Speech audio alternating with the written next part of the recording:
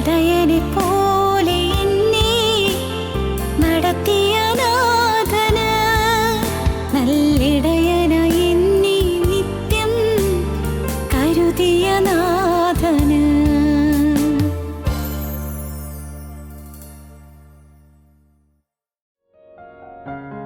ഞങ്ങളും ക്രൂശിക്കപ്പെട്ട ക്രിസ്തുവിനെ പ്രസംഗിക്കുന്നു.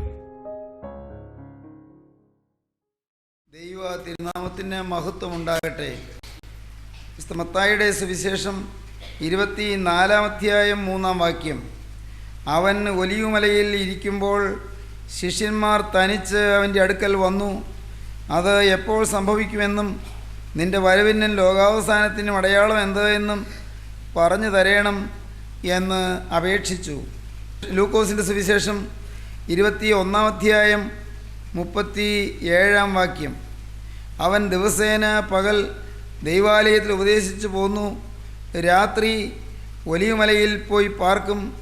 ജനമെല്ലാം അവൻ്റെ വചനം കേൾക്കേണ്ടതിന് അധികാലത്ത് ദൈവാലയത്തിൽ അവൻ്റെ അടുക്കൽ ചെല്ലും.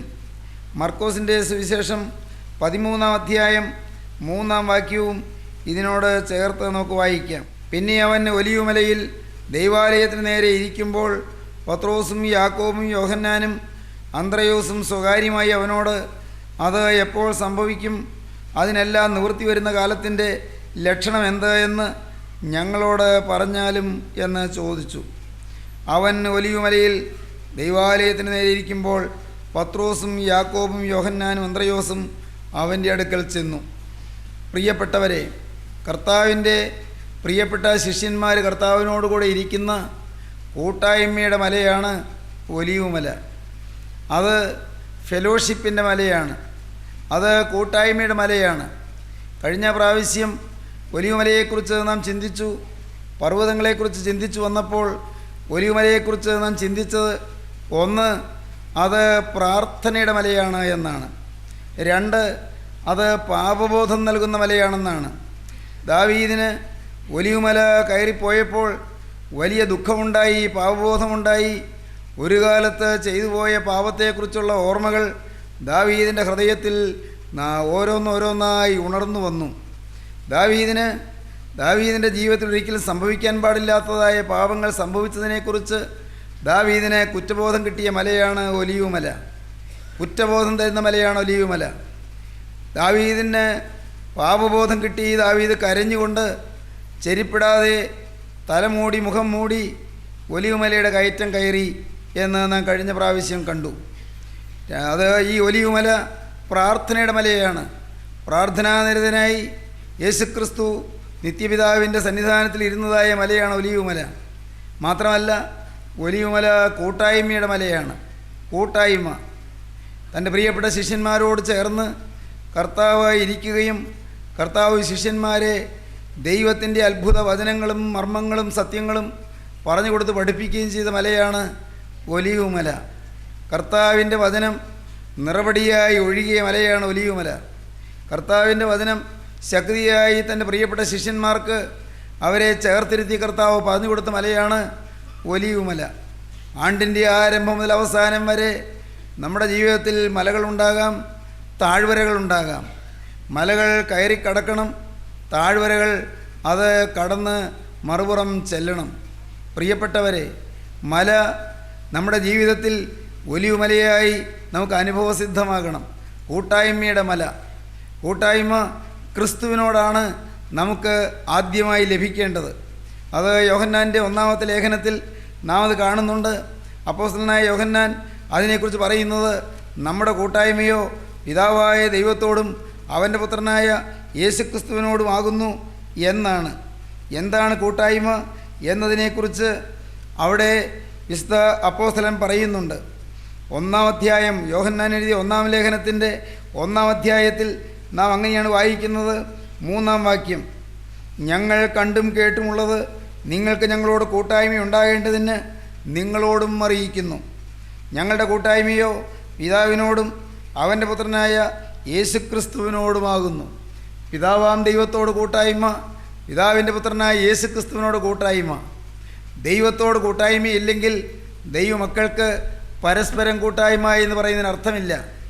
ദൈവത്തോടുള്ള കൂട്ടായ്മയിൽ നിന്നാണ് ദൈവമക്കൾക്ക് പരസ്പരം കൂട്ടായ്മ ലഭിക്കുന്നത്. ഫെലോഷിപ്പ് അഥവാ കൂട്ടായ്മ എന്ന് പറയുന്നത് വാസ്തവത്തിൽ ഒരു ആത്മീക അനുഭവമാണ്. കൂട്ടായ്മയ്ക്ക് ഒരു ശക്തിയുണ്ട്, കൂട്ടായ്മയ്ക്ക് ഒരു കരുത്തുണ്ട്. ഒരുമിച്ച് നിന്ന്, ഒരുമിച്ച് പ്രാർത്ഥിച്ച്, ഒരുമിച്ച് ദൈവവേല ചെയ്യുക, അത് 1-ാം നൂറ്റാണ്ടിലെ ക്രൈസ്തവ സഭയുടെ വളരെ വ്യക്തമായ അനുഗ്രഹത്തിൻ്റെ ലക്ഷണമായിരുന്നു. അപ്പോസ്തലനായ പത്രോസ് പെന്തിക്കോസ്തി പെരുന്നാളിൽ എഴുന്നേറ്റ് നിന്ന് പ്രസംഗിച്ച കാര്യം പറയുമ്പോൾ 11 നിന്നു എന്നാണ് നാം വായിക്കുന്നത്.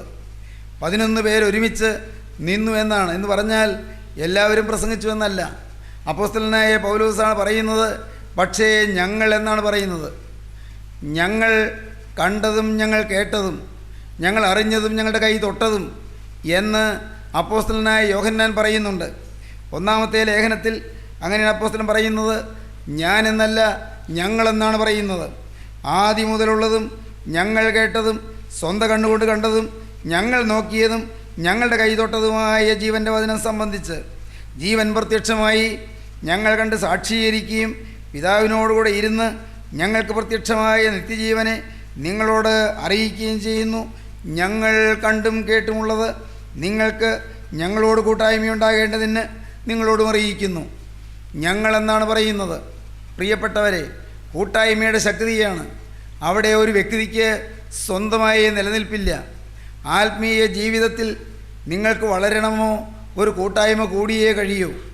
ആത്മീയ ജീവിതത്തിൽ നിങ്ങൾക്ക് ഉത്തേജനം ലഭിക്കണമോ ഒരു കൂട്ടായ്മ കൂടിയേ കഴിയൂ. ആത്മാവിൽ നിറവിലേക്ക് നിങ്ങൾ എത്തണമോ ഒരു കൂട്ടായ്മ കൂടിയേ കഴിയൂ. ദൈവത്തിൻ്റെ വലിയ നാമം മഹത്വപ്പെടട്ടെ. നാം കാണുന്നുണ്ട്, ശമൂവേൽ പ്രവാചകൻ്റെ കാലത്ത് കൂട്ടായ്മകളാണ് ഉണർവിന് വേദിയൊരുക്കിയത് എന്ന്. പഴയ നിയമം വായിക്കുമ്പോൾ കാണാം, ശമൂവേൽ പ്രവാചകൻ്റെ കാലത്ത് ശീലോവിൽ ഒരു കൂട്ടായ്മയുണ്ടായി. ശമൂവേൽ പ്രവാചകൻ സ്ഥാപിച്ചതാണത്. അവിടെ യെറിഹോവിലും ബേഥേലിലും ഗിൽഗാലിലും യോർദാനിലും എല്ലാം കൂട്ടായ്മകളുണ്ടായി. ആ കൂട്ടായ്മകൾക്ക് അന്ന് കൊടുത്ത പേര് പ്രവാചക സ്കൂളുകളെന്നാണ്. പ്രവാചക സ്കൂളുകൾ, കൂട്ടായ്മ യോഗങ്ങൾ, അവിടെ പ്രാർത്ഥനാ യോഗങ്ങൾ.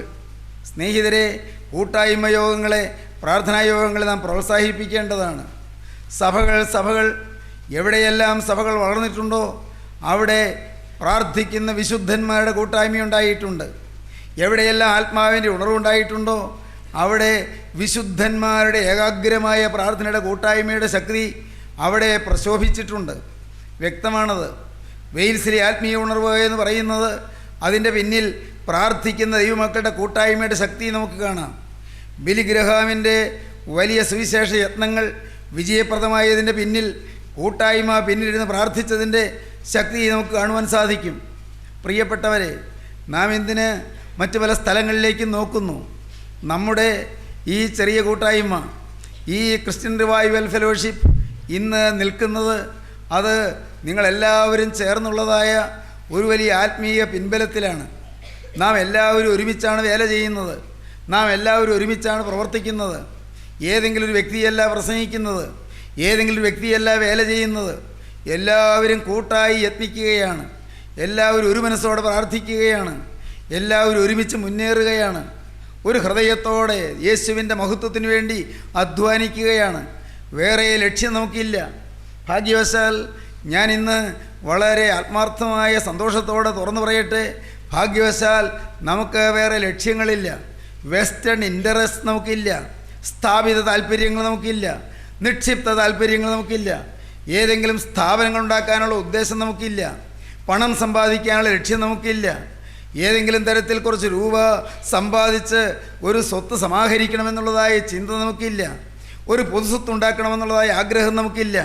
പ്രിയപ്പെട്ടവരെ, നിങ്ങൾ ശ്രദ്ധിച്ചിട്ടുണ്ടോ? ദൈവത്തിൻ്റെ വലിയ നാമം മഹത്വപ്പെടട്ടെ. എവിടെയെല്ലാം കൂട്ടായ്മകൾ തകർന്നിട്ടുണ്ടോ അതിൻ്റെ പിന്നിൽ ഒന്നിയിൽ പണത്തിൻ്റെ ആ സ്വാധീനം ആ കൂട്ടായ്മയുള്ള ദൈവമക്കളെ ഏതെങ്കിലും തരത്തിൽ അലോസരപ്പെടുത്തിയിട്ടുണ്ടോ എന്ന് കാണാം. കൂട്ടായ്മകൾ തകരുന്നത് ഒന്നുകിൽ പണം, അതല്ലെങ്കിൽ ലൈംഗികമായ പാപത്തിൻ്റെ അതിപ്രസരം.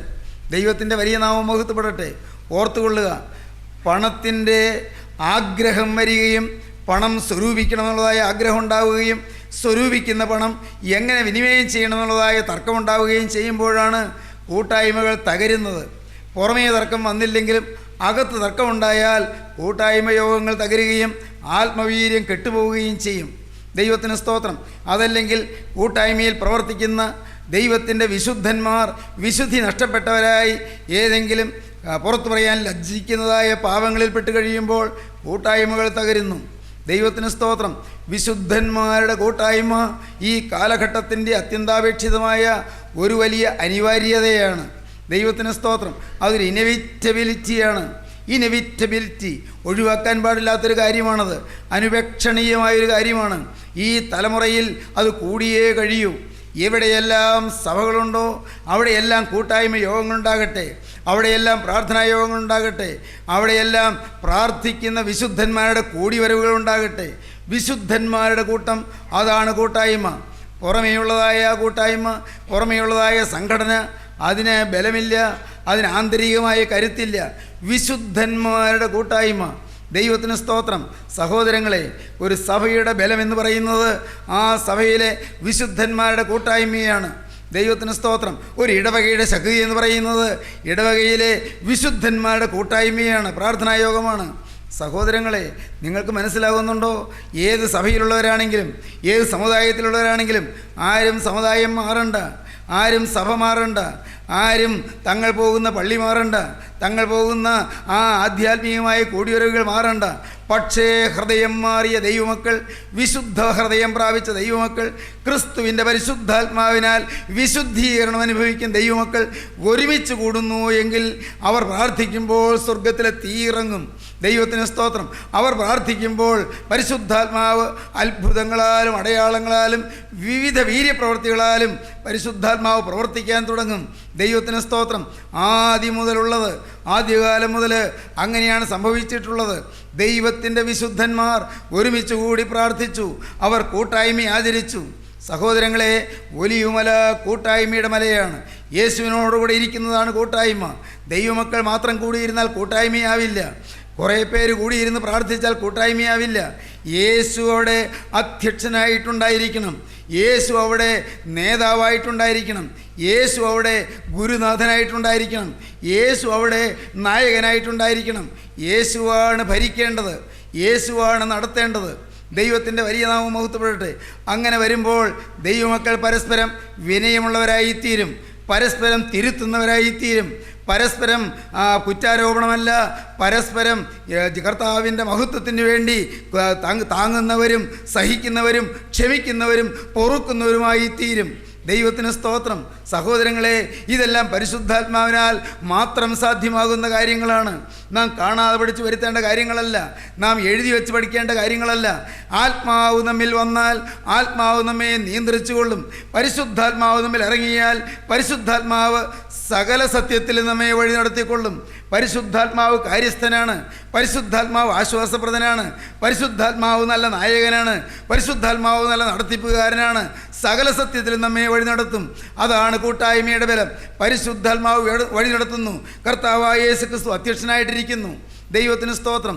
നിങ്ങൾ കേട്ടിട്ടുണ്ടോ ഇംഗ്ലീഷ് ഭാഷയിൽ സുപ്രസിദ്ധമായ ഡിക്ഷണറി എഴുതിയ സാമുവൽ ജോൺസനെ കുറിച്ച്? സാമുവൽ ജോൺസൺ ഇംഗ്ലീഷ് ഭാഷയിൽ അപാര പാരംഗത നേടിയ മനുഷ്യനാണ്.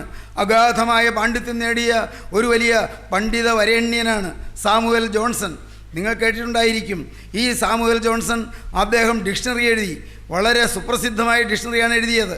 ഇംഗ്ലീഷ് ഭാഷയിലെ ആധികാരികമായ നിഘണ്ടു. സഹോദരങ്ങളെ, ഒരവസരത്തിൽ അദ്ദേഹം ഒരിടത്ത് ചെന്നപ്പോൾ ഒരു ടീച്ചർ, ഒരു അധ്യാപിക അദ്ദേഹത്തോട് പറഞ്ഞു, സാറേ, അങ്ങ് ഡിക്ഷണറി എഴുതി, അങ്ങയുടെ ഡിക്ഷണറിയിൽ ഒരു വാക്ക് അതിൻ്റെ അർത്ഥം കൊടുത്തിരിക്കുന്നത് തെറ്റിപ്പോയല്ലോ. സാമുവൽ ജോൺസൺ പറഞ്ഞു, ഏത് വാക്കാണ്? അവർ പറഞ്ഞു, ഇന്ന വാക്കിന് ഇന്ന അർത്ഥമല്ലേ പറഞ്ഞത്, അത് തെറ്റല്ലേ, അതിൻ്റെ ശരിയായ അർത്ഥം ഇന്നതല്ലേ. സാമുവൽ ജോൺസൺ ഒരു നിമിഷം ഒന്ന് ചിന്തിച്ചു, പറഞ്ഞു, ക്ഷമിക്കണം, എനിക്ക് തെറ്റുപറ്റിപ്പോയി, എനിക്ക് അറിവില്ലായിരുന്നു, എൻ്റെ അജ്ഞതയായിരുന്നു, എൻ്റെ അറിവില്ലായ്മയായിരുന്നു, എന്നോട് ക്ഷമിക്കണം എന്ന് പറഞ്ഞു. അപ്പോൾ ആ ടീച്ചർ, ആ അധ്യാപിക പറഞ്ഞു, ഇതാണ് നല്ല ലക്ഷണം, ഇതാണ് ഏറ്റവും നല്ല ലക്ഷണം. തെറ്റുണ്ടായും സമ്മതിക്കാൻ സാധിക്കുക, കുറ്റമുണ്ടായും സമ്മതിക്കാൻ സാധിക്കുക, സ്വന്തം അജ്ഞത അംഗീകരിക്കാൻ സാധിക്കുക, സ്വന്തം അറിവുകേട് സമ്മതിച്ചു കൊടുക്കാൻ സാധിക്കുക. അവിടെ അഭിമാന ഭംഗമല്ല, അത് മഹത്വത്തിൻ്റെ ലക്ഷണമാണ്. എനിക്കെല്ലാം അറിയാമെന്ന് ഭാവിക്കുന്നതല്ല മഹത്വ ലക്ഷണം. എനിക്ക് അറിവുകേടുണ്ട് എന്ന് സമ്മതിക്കാനുള്ള വിനയമാണ് മഹത്വത്തിൻ്റെ ലക്ഷണം. സഹോദരങ്ങളെ, യേശുക്രിസ്തു അധ്യക്ഷനായിരുന്നാൽ നമുക്ക് ആ ഭാഗ്യം ലഭിക്കും. നമുക്ക് സ്വയം വിനയപ്പെടാൻ സാധിക്കും, നമുക്ക് താഴാൻ സാധിക്കും, എനിക്ക് ഇന്ന കുറവുകളുണ്ട് എന്ന് അംഗീകരിച്ചു കൊടുക്കാൻ സാധിക്കും. അത് കൂട്ടായ്മയുടെ ബലമാണ്. കൂട്ടായ്മയുടെ ശക്തി തർക്കിച്ച് ജയിക്കുന്നതല്ല. കൂട്ടായ്മയുടെ ശക്തി പരസ്പരം വാഗ്വാദം ചെയ്യുന്നതല്ല. ചില കാര്യങ്ങളിൽ കടുംപിടുത്തത്തോടെ ഞാൻ പിടിച്ചത് ശരിയെന്ന് അങ്ങ് മൂക്കറ്റം വാദിക്കുന്നതല്ല. എന്നാൽ കൂട്ടായ്മയുടെ ബലമെന്ന് പറയുന്നത് പരസ്പരം വിധേയപ്പെടുന്നതാണ്, പരസ്പരം വിനയപ്പെടുന്നതാണ്, പരസ്പരം അംഗീകരിക്കുന്നതാണ്, പരസ്പരം താണുകൊടുക്കുന്നതാണ്. ദൈവത്തിൻ്റെ വലിയ നാമം മഹത്വപ്പെടട്ടെ. സഹോദരീ സഹോദരങ്ങളെ, സാമുവൽ ജോൺസൻ്റെ കാര്യം ഞാൻ പറഞ്ഞല്ലോ. നിങ്ങൾ കേട്ടിട്ടുണ്ടോ? സോക്രട്ടീസിനെ കുറിച്ച് നിങ്ങൾ കേട്ടിട്ടുണ്ടായിരിക്കും. സോക്രട്ടീസ് ആഥൻസിലുള്ളതായ ചെറുപ്പക്കാരെ വിളിച്ചു കൂട്ടാറുണ്ട്. ആഥൻസ് പഴയകാലത്തെ ഒരു വലിയ സിറ്റി സ്റ്റേറ്റാണ്, ഒരു നഗരരാഷ്ട്രമാണ്. ആഥൻസിൽ അനേകം യുവാക്കന്മാരെ അദ്ദേഹം വിളിച്ചു കൂട്ടും. ബുദ്ധിപരമായി ചിന്തിക്കുന്ന നല്ല ബുദ്ധിശാലികളായ ചെറുപ്പക്കാരെ അദ്ദേഹം വിളിച്ചു കൂട്ടും. ഏതെങ്കിലും വഴിയോരത്ത് അവരെ കൂട്ടി നിർത്തിക്കൊണ്ട് അവർക്ക് അനേകം കാര്യങ്ങൾ പറഞ്ഞു കൊടുക്കും. പണ്ഡിതനായ സോക്രട്ടീസ്, മഹാതത്വജ്ഞനായ സോക്രട്ടീസ്, മഹാദാർശനികനായ സോക്രട്ടീസ് അവർക്ക് അനേകം പുതിയ കാര്യങ്ങൾ പറഞ്ഞു കൊടുക്കും. സോക്രട്ടീസ് പറയുന്നതെല്ലാം അവർ ശ്രദ്ധയോടെ കേൾക്കും. ഒരു ദിവസം അദ്ദേഹം പറഞ്ഞു, എനിക്ക് ഒന്നും അറിയാൻ വയ്യല്ലോ. ആ യുവാക്കൾ ചോദിച്ചു, ഗുരു, പിന്നെ നാം തമ്മിൽ എന്താണ് വ്യത്യാസം? അങ്ങേക്ക് ഒന്നും അറിയാൻ പാടില്ലെന്ന് പറഞ്ഞാൽ പിന്നെ നമുക്ക് തമ്മിൽ എന്താണ് വ്യത്യാസമുള്ളത്? അദ്ദേഹം പറഞ്ഞു, എനിക്ക് അതെങ്കിലും അറിയാം, നിങ്ങൾക്ക് അതും അറിഞ്ഞുകൂടാ. എന്താണത്? എനിക്ക് ഒന്നും അറിയാൻ വയ്യ എന്നുള്ളൊരറിവുണ്ട്, നിങ്ങൾക്ക് ആ അറിവ് പോലുമില്ല. ഒന്നും അറിയാൻ വയ്യ എന്നുള്ള അറിവ് എനിക്കുണ്ടായെന്ന് നിങ്ങൾക്ക് മനസ്സിലായോ? എനിക്കൊന്നും അറിയാൻ വയ്യ എന്നുള്ള ഒരു അറിവുണ്ട്. സഹോദരങ്ങളെ, എനിക്കൊന്നും അറിയാൻ വയ്യ എന്നുള്ള ആ അറിവാണ് കൂട്ടായ്മയിൽ വരുമ്പോൾ നമുക്ക് ലഭിക്കുന്നത്. ദൈവത്തിന് സ്തോത്രം. എല്ലാം അറിയുന്ന ക്രിസ്തുവിൻ്റെ പാദപീഠത്തിൽ വന്നിരുന്ന് എനിക്കൊന്നും അറിയാൻ വയ്യ എന്നുള്ള ആ ഒരു ബോധത്തോടു കൂടി ക്രിസ്തുവിൽ നിന്ന് പ്രാപിക്കുന്നതാണ് കൂട്ടായ്മയുടെ ശക്തി. അന്ത്രയോസും പത്രോസും യോഹന്നാനും യാക്കോബും ആ കൂട്ടായ്മയ്ക്കായി ഒലിവുമലയിലേക്ക് ചെന്നു. യേശുവിൻ്റെ പാദപീഠത്തിലിരുന്നു. സഹോദരങ്ങളെ, 3.5 വർഷം മുൻപ് അങ്ങ് യോർദാനാറ്റിൻ്റെ വക്കിൽ വെച്ച് യേശുവിനെക്കുറിച്ച് അവർ കേട്ടതാണ്. അവർ യോർദാനാറ്റിൻ്റെ വക്കിൽ ആ ശബ്ദം മുഴങ്ങി, സ്നാപക യോഹന്നാൻ്റെ ശബ്ദം മുഴങ്ങി. എന്താണ് പറഞ്ഞത്? ഇതാ ലോകത്തിൻ്റെ പാപത്തെ ചുമന്നൊഴിക്കുന്ന ദൈവത്തിൻ്റെ കുഞ്ഞാട് എന്ന് യോഹന്നാൻ സ്നാപകൻ യേശുവിനെ ചൂണ്ടിക്കാണിച്ച് പറഞ്ഞു. യേശു നടന്ന് നീങ്ങുകയാണ്. യോഹന്നാൻ സ്നാപകൻ വെള്ളത്തിൽ യോർദാനാറ്റിൽ നിൽക്കുകയാണ്. നടന്നു നീങ്ങുന്ന യേശുവിനെ നോക്കിക്കൊണ്ട് യോഹന്നാൻ സ്നാപകൻ വിരൽ ചൂണ്ടി, ഇതാ ലോകത്തിൻ്റെ പാപത്തെ ചുമന്നൊഴിക്കുന്ന ദൈവത്തിൻ്റെ കുഞ്ഞാട് എന്ന്. യേശു നടന്നു പോകുമ്പോൾ പിന്നാലെ ഈ ശിഷ്യന്മാർ കൂടി. അന്ത്രയോസും യോഹന്നാനും പിന്നാലെ ചെന്നു. പ്രിയപ്പെട്ടവരെ, ആ 2 ശിഷ്യന്മാർ പിന്നാലെ ചെന്നു. യോഹന്നാൻ സ്നാപകൻ്റെ ശിഷ്യന്മാരാണ്. അവർ യോഹന്നാൻ സ്നാപകൻ ചൂണ്ടിക്കാണിച്ച ഈ പുതിയ ഗുരുവിൻ്റെ പിന്നാലെ കൂടി പിറകെ ചെന്നു. അവരെ ചോദിച്ചു, ഗുരു, അങ്ങ് എവിടെയാണ് പാർക്കുന്നത്? യേശു ഒന്ന് അവരുടെ മുഖത്തേക്ക് ശ്രദ്ധിച്ചു നോക്കി. എന്നിട്ട് പറഞ്ഞു, വന്ന് കാൺമീൻ. അതെന്താണ് അങ്ങനെ പറഞ്ഞത്? ഇന്നിടത്താണ് ഇന്ന് പാർക്കുന്നതെന്ന് പറയാൻ സ്വന്തമായ പാർപ്പിടമില്ല. ഇന്നിടത്തേക്കാണ് ഞാൻ പോകുന്നതെന്ന് പറയാൻ സ്വന്തമായൊരു പാർപ്പിടമില്ല. വന്ന് കാൺമീൻ, കം ആൻഡ് സീ, വന്ന് കാൺമീൻ എന്ന് കർത്താവ് പറഞ്ഞു. അവർ യേശുവിൻ്റെ പിന്നാലെ നടന്നു. അവർ ചെന്ന് ഒലിവുമലയിലെത്തി. ഒലിവുമലയിൽ അന്ന് അവർ യേശുവിനോട് രാപാർത്തു. ദൈവത്തിന് സ്തോത്രം. യേശു പറഞ്ഞ മധുരമൊഴികൾ അവരുടെ ഹൃദയത്തെ സ്വാധീനം ചെയ്തു. യോഹന്നാൻ്റെ ഹൃദയത്തെ സ്വാധീനം ചെയ്തു. അന്ത്രയോസിൻ്റെ ഹൃദയത്തെ സ്വാധീനം ചെയ്തു. എന്തുണ്ടായി? അവരുടെ ഹൃദയത്തിൽ ഉൾപ്പുളകം കൊണ്ടുകൊണ്ട് അവർ അതിവേഗത്തിൽ അവരുടെ ഭവനങ്ങളിലേക്ക് ചെന്നു. യാക്കോബിനെ വിളിച്ചുകൊണ്ട് യോഹന്നാൻ വന്നു. അന്ത്രയോസ് പോയി പത്രോസിനെ വിളിച്ചുകൊണ്ട് വന്നു. സഹോദരന്മാരെ വിളിച്ചുകൊണ്ട് വന്നു. സഹോദരന്മാർ വന്നു. അവർ യേശുവിൻ്റെ പാദപീഠത്തിൽ വന്നു. അവരും യേശുവിൻ്റെ ശിഷ്യന്മാരായി തീർന്നു. സഹോദരങ്ങളെ, അന്ന് തുടങ്ങിയ ഒരു സുഹൃത്ത് ബന്ധം, അന്ന് തുടങ്ങിയ ഒരു ഗുരുശിഷ്യബന്ധം, അന്ന് തുടങ്ങിയ ഒരു പ്രാർത്ഥനാബന്ധം, അന്ന് തുടങ്ങിയതായ ഒരു സ്നേഹബന്ധം ഇന്ന് ഈ സമയത്ത് ഞാൻ വിനയപൂർവ്വം നിങ്ങളോട് ചോദിക്കട്ടെ, നിങ്ങൾക്ക് ക്രിസ്തുവിനോടൊരു സ്നേഹബന്ധമുണ്ടോ? എങ്കിൽ നിങ്ങൾക്ക് കൂട്ടായ്മയുടെ മാധുര്യം അനുഭവിക്കാൻ സാധിക്കും. ക്രിസ്തുവിനോടൊരു സ്നേഹബന്ധം, ക്രിസ്തുവിനോട് ഒരു വലിയ അടക്കാനാവാത്ത സ്നേഹത്തിൻ്റെ ദൃഢമായ ബന്ധം, അത് നിങ്ങൾക്ക് വേണമോ? പ്രിയപ്പെട്ടവരെ, അതിപ്പോൾ നിങ്ങൾക്ക് സാധ്യമായി തീരുന്നതാണ്. നിങ്ങൾ ക്രിസ്തുവിൻ്റെ പാദപീഠത്തിലിരുന്ന് ക്രിസ്തുവിൻ്റെ വചനം കേൾക്കുമ്പോൾ നിങ്ങളുടെ ഉള്ളിൽ പുളകം കൊള്ളും. നിങ്ങൾക്ക് വലിയൊരു ആശ്വാസം ലഭിക്കും. കഷ്ടപ്പാടുള്ള ലോകത്ത്, ദുരിതമുള്ള ലോകത്ത്, ഞെരുക്കമുള്ള ലോകത്ത്, യാതനകളും വേദനകളുമുള്ള ലോകത്ത്, അഭിപ്രായ ഭിന്നതകളും വൈരുദ്ധ്യങ്ങളുമുള്ള ലോകത്ത് നിങ്ങൾക്ക് സാക്ഷാൽ ശാന്തിയും സാക്ഷാൽ സമാധാനവും ക്രിസ്തുവിൻ്റെ പാദപീഠത്തിലിരിക്കുമ്പോൾ നിങ്ങൾക്ക് ലഭിക്കും. അത് കൂട്ടായ്മയുടെ ശക്തിയാണ്. അന്ത്രയോസിന് ലഭിച്ചു, പത്രോസിന് ലഭിച്ചു, പ്രിയപ്പെട്ടവരെ യോഹന്നാനും യാക്കോബിനും ലഭിച്ചു, പിന്നീട് ഫിലിപ്പോസിനും നഥനയേലിനും അത് ലഭിച്ചു, അനേകം ശിഷ്യന്മാർക്ക് ലഭിച്ചു. ഇന്നിതാ ലോകത്തിൻ്റെ എല്ലാ വൻകരകളിലും പ്രാർത്ഥിക്കുന്ന ദൈവമക്കൾക്ക് ഈ കൂട്ടായ്മയുടെ മാധുര്യം ലഭിക്കുകയാണ്. എൻ്റെ ബഹുമാന്യ സഹോദരങ്ങളോട് ഞാൻ വിനയപൂർവ്വം ഒന്ന് ചോദിച്ചു കൊള്ളട്ടെ, എൻ്റെ സ്നേഹിതരെ, നിങ്ങൾക്ക് ഈ കൂട്ടായ്മയുടെ ശക്തി വേണമോ? നിങ്ങൾക്ക് ഈ കൂട്ടായ്മയുടെ മാധുര്യം വേണമോ? യേശുവിൻ്റെ പാദപീഠത്തിലിരിക്കാൻ നിങ്ങൾക്ക് താല്പര്യമുണ്ടോ? നിങ്ങളവിടെ ചേർന്നിരിപ്പീൻ, ആ പാദത്തിൽ നിങ്ങൾ മുട്ടുമടക്കുവീൻ. യേശുവിൻ്റെ പാദത്തിൽ ചേർന്നിരുന്നു കൊണ്ട്, കൂട്ടായ്മയുള്ള ദൈവമക്കളുടെ സഹിത്വത്തിൽ ഇരുന്നു കൊണ്ട്, നിങ്ങളുടെ വേദന കാണുന്ന ദൈവമക്കളോട് ചേർന്ന്, നിങ്ങളുടെ ഭാരങ്ങളറിയും ദൈവമക്കളോട് ചേർന്ന്, നിങ്ങളുടെ പ്രശ്നങ്ങളറിയും ദൈവമക്കളോട് ചേർന്ന് നിങ്ങൾക്ക് പ്രാർത്ഥിപ്പാൻ, നിങ്ങളുടെ ഉള്ളു പകരാൻ യേശു നിങ്ങൾക്കൊരു കൂട്ടായ്മ തരികയാണ്.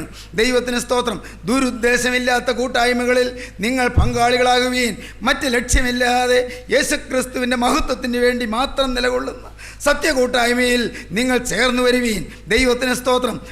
ഏതെങ്കിലും സംഘടന ഉണ്ടാക്കുവാനല്ല, ഏതെങ്കിലും സ്ഥാപനങ്ങൾ ഉണ്ടാക്കുവാനല്ല, ഏതെങ്കിലും മനുഷ്യരെ കാണിക്കുന്ന പ്രവർത്തന മേഖലകൾ തുറക്കുവാനല്ല, എന്നാലോ ഒരേ ഒരു ലക്ഷ്യം മാത്രം, to be alone with Jesus. യേശുവിനോടുകൂടെ ഇരിക്കാനുള്ള കൂട്ടായ്മ, യേശുവിൻ്റെ പാദപീഠത്തിലിരുന്ന് ബലം പ്രാപിച്ച് ഇറങ്ങി പ്രവർത്തിപ്പാനുള്ള കൂട്ടായ്മ, യേശുവിൻ്റെ പാദപീഠത്തിലിരുന്ന് ആത്മാവിന് ശക്തി പ്രാപിച്ച് ജനലക്ഷങ്ങളിലേക്ക് ഇറങ്ങിച്ചെന്ന് നഷ്ടപ്പെട്ടു പോകുന്ന ജനങ്ങളെ യേശുക്രിസ്തുവിൻ്റെ പാദപീഠത്തിലേക്ക് കൊണ്ടുവന്ന് ആശ്വാസ കേന്ദ്രത്തിൽ എത്തിക്കുവാനുള്ള കൂട്ടായ്മ. ദൈവത്തിൻ്റെ വലിയ നാമം മഹത്വപ്പെടട്ടെ. ആശ്വാസദായകനായ യേശുവിൻ്റെ പാദപീഠത്തിലേക്ക് അനേകരെ മാടി അടുപ്പിക്കാനുള്ള കൂട്ടായ്മ. ആ കൂട്ടായ്മയുടെ മാധുര്യം പ്രിയപ്പെട്ടവരെ ഒലിവുമല നിങ്ങൾക്ക് തരട്ടെ. ഒലിവുമലയിലേക്ക് കയറി വരുവീൻ. ഒലിവുമല ഇതാ നിങ്ങൾ മാടി വിളിക്കുന്നു. പ്രാർത്ഥനയുടെ മല നിങ്ങൾ മാടി വിളിക്കുന്നു. കുറ്റബോധം തരുന്ന മല നിങ്ങൾ മാടി വിളിക്കുന്നു. മാത്രമല്ല കൂട്ടായ്മയുടെ ഒലിവുമല നിങ്ങളെ സ്നേഹത്തോടെ ക്ഷണിക്കുന്നു. വരുവീൻ, യേശുവിൻ പാദത്തിൽ ഇരിപ്പീൻ, ഉള്ളു പകരുവീൻ, ഹൃദയം പകർന്ന് പ്രാർത്ഥിപ്പീൻ, യേശു തരുന്ന ആശ്വാസവചനങ്ങൾ കേൾക്കുവീൻ, യേശുവിൻ്റെ ദിവ്യ ശബ്ദം കേട്ട് ജീവിതം ക്രിസ്തുവിന് സമർപ്പിക്കുവീൻ, ജീവിതം ശാന്തമോഹനമാക്കുവീൻ. നമുക്ക് പ്രാർത്ഥിക്കാം. കരുണയുള്ളവർ കർത്താവേ, വാഴ്ത്തപ്പെട്ട യേശുവേ, ഈ അതിമനോഹരമായ സമയത്തിനായി ഞങ്ങൾ നിന്നെ സ്തുതിക്കുന്നു, ഞങ്ങൾ നിന്നെ സ്തോത്രം ചെയ്യുന്നു. കൂട്ടായ്മയുടെ മാധുര്യവും കൂട്ടായ്മയുടെ സ്നേഹവും ദൃഢമായ അനുഭവങ്ങളും ഞങ്ങൾക്ക് തരുന്നതിനാൽ ഞങ്ങൾ നിന്നെ സ്തുതിക്കുന്നു, ഞങ്ങൾ നിന്നെ സ്തോത്രം ചെയ്യുന്നു. കർത്താവേ, ഈ വചനം കേട്ട് എല്ലാവരെയും അനുഗ്രഹിക്കണമേ. ഇന്ന് കൂട്ടായ്മയുടെ മധുരമയിലേക്ക് കടന്നു വരുവാൻ തീരുമാനമെടുത്തവരുടെ മേൽ അവിടുത്തെ ആണിപ്പാടുകൾ കരം വയ്ക്കണമേ. എല്ലാവരും യേശുവിൻ്റെ കൂട്ടായ്മയിൽ അനുഗ്രഹം പ്രാപിപ്പാൻ, യേശുവിൻ്റെ കൂട്ടായ്മയിൽ വന്ന് ആശിസ്സും കൃപകളും പ്രാപിപ്പാൻ ഇടയാക്കണമേ എന്ന് പ്രാർത്ഥിക്കുന്നു. വചനം കേട്ടവരുടെ മേൽ അവിടുത്തെ പരിശുദ്ധാത്മാവിനെ അയക്കണമേ. രോഗികളെ സൗഖ്യമാക്കണമേ. ബന്ധനത്തിലിരിക്കുന്നവരെ വിടുവിക്കണമേ.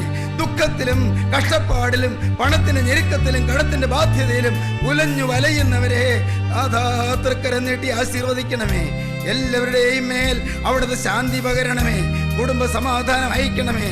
കുഞ്ഞുങ്ങളെ അനുഗ്രഹിക്കണമേ. യുവാക്കളെ ബലപ്പെടുത്തണമേ. പ്രായമായവരെ അനുഗ്രഹിക്കണമേ. എല്ലാവരെയും കൃപയിൽ കാക്കണമേ. തിരുനാമം മഹത്വപ്പെടുത്തണമേ.